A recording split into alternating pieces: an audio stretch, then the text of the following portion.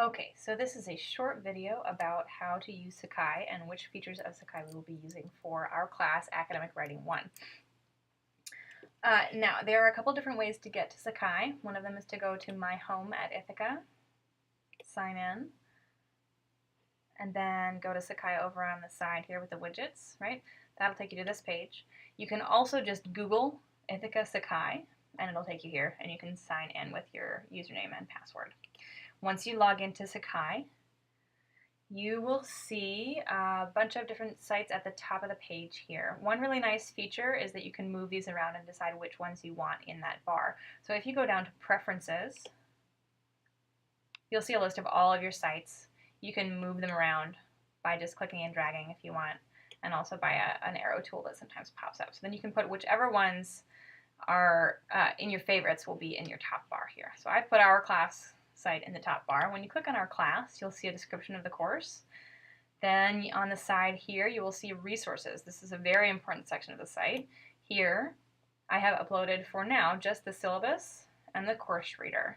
As the classes go on, I will put folders for each week, and every day after class, I will upload the PowerPoint that I used for the day's work, as in addition to any handouts or any relevant assignments. So keep track of that. If you have to miss class for some reason, this is a really good place to come and get information about what you missed.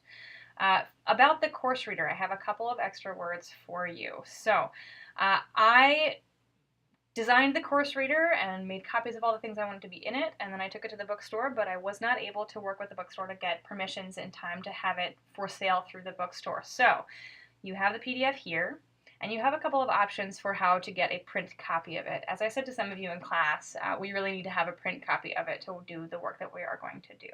So here are your options for how to get a print copy of the course reader. One thing you can do is to buy a copy of the Writing About Writing textbook. It costs about $56 on Amazon. It's $17-ish, although today I just went and looked and it's down to $12 to rent on Amazon.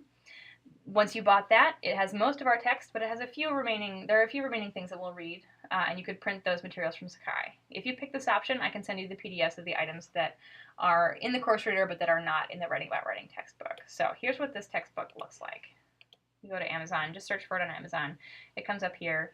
Like I said, pretty pricey, but if you're into that, you can buy it. It's a really interesting textbook, and were it not so expensive, I would have had it required for the course. So that's option number one. Option number two, you can upload the PDF of our course reader to the FedEx Kinko's website. If you just Google FedEx Kinko's Ithaca, it'll come up. You can have them printed at the 605 State Street location, which is downtown. That should cost you about $35, depending on your paper and binding quality selections. You can make nicer paper or nicer bindings, and it'll make it more expensive. I think the cheapest option is going to be in the $30 to $35 range. Option number three, you can use the Ithaca College Center for Print Production website, which is linked to in the slides from today's class, or you can go to their office on campus. Just look it up if you Google Ithaca College Center for Print Production, that'll come up. And you can have them print it for you. I am not sure how much this will cost. I suspect that it will be cheaper than FedEx Kinko's, though. They tend to do printing for students a little bit cheaper. The other option you have, option number four, is to print the reader on your own or a friend's printer. If you have a printer, then awesome.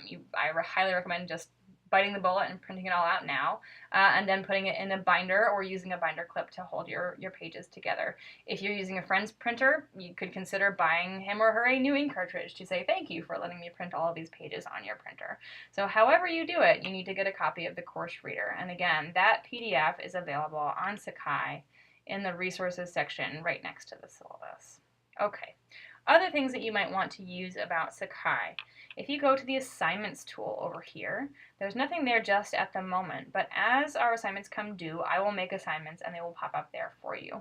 You'll be able to click on them to get a larger description of them. I usually attach the assignment sheet to the assignment itself. It'll tell you when it's due, and it'll give you step-by-step instructions for how to upload your documents, etc. That's where you'll also receive feedback on your assignments if I'm giving you feedback on them through that mode and not another mode. More on that soon. Another part of the site that you'll use is the forum. So the forums we'll have all different topics as the semester moves forward. Right now there are just syllabus questions. So if you have any questions about the syllabus as you read it, please post them there and we'll bring them to class and we'll address them. It's fairly easy to post a forum, to make a forum post. You click on the forum and then you click start new conversation. Follow on-screen instructions from there. Another useful item is the messages tool. If you have questions about class content, or if you missed class and you'd like to borrow notes, or if you want to ask somebody about what to do for the next class, you go click compose message, and then put your cursor in this toolbar, and it shows all of the people in our classes. So then you can just email a friend or a person that you met and ask them your question. You can also email me through this tool. If you scroll down to TAF, you'll see that I'm here. This is a great way to contact me. Another useful piece is the chat room. We won't use it a ton this semester, but it can be seen by all site participants and is another good way to ask questions. I'll have one or two things this semester probably where I will ask you to go and post something in the chat room and respond to some peers that are there. More on that as we get to it. The last thing that I'd like to show you is the sign up tool. Again, I don't have anything in here just yet, but once it's time to do paper conferences about your major papers, I will have you sign up through this online system. This will be my first time using it, so we will troubleshoot it together, but it seems like it's going to make it really easy for you and me to communicate about what time works best for us to meet about your paper. If you have any other questions, please don't hesitate to get in touch. And please look at the last slide of the PowerPoint from today's class to get the most updated, most relevant homework assignment.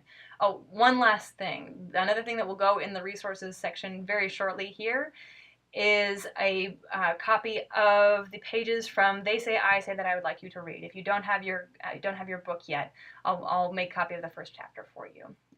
Please also read the syllabus policy about books, right? Okay, if you have any other questions, please email me, and I'll look forward to seeing you again on Friday. Thank you.